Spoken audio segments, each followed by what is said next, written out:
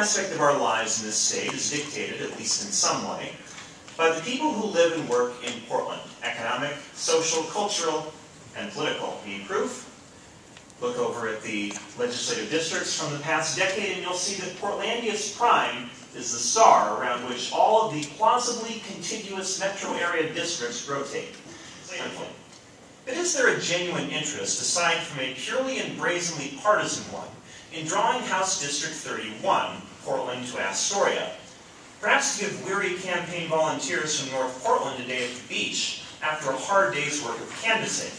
Although, why can't they come from the seaside? Can I ask you to introduce yourself, please? My name is Brendan Monaghan. I'm a graduate student here at Portland State. I go to school here in Portland, and I live and vote in Lake Oswego. And what did you think about the redistricting hearing that they had today?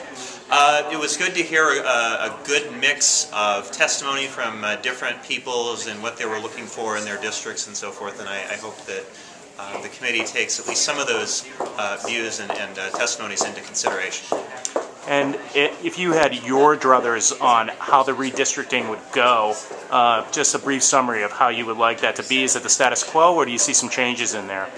Well, the problem I think right now with the status quo is that you have basically every plausibly contiguous district in the metro area tethered legislatively to Portland.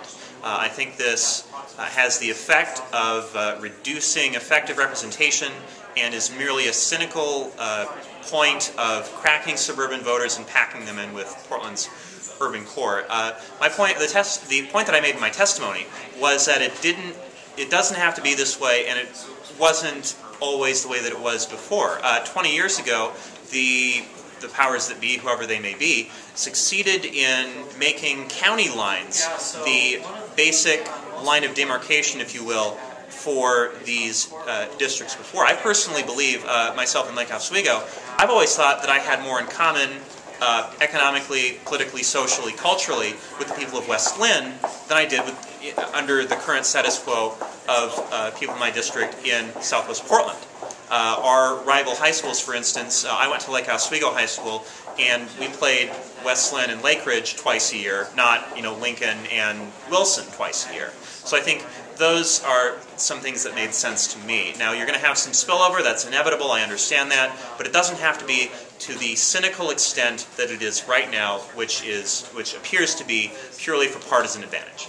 Where do you see things going forward from here? How are you going to have an impact, and yeah, what does the future hold? I realize that under the current rules of the game, if the legislature doesn't agree to a plan, or if the governor vetoes that plan, it goes to the Secretary of State. So it would seem to me that at least one of the parties in the legislature has no incentive to cooperate and has every incentive in the world to gum up the works and make sure that those districts are drawn by Kate Brown. I'm hoping that doesn't have to be the case. I'm hoping that they can find a bipartisan solution to this process that is to the benefit of all of Oregon's voters, not just to 31 House members or 17 Senate members. Thank you very much, Brendan. Thank you.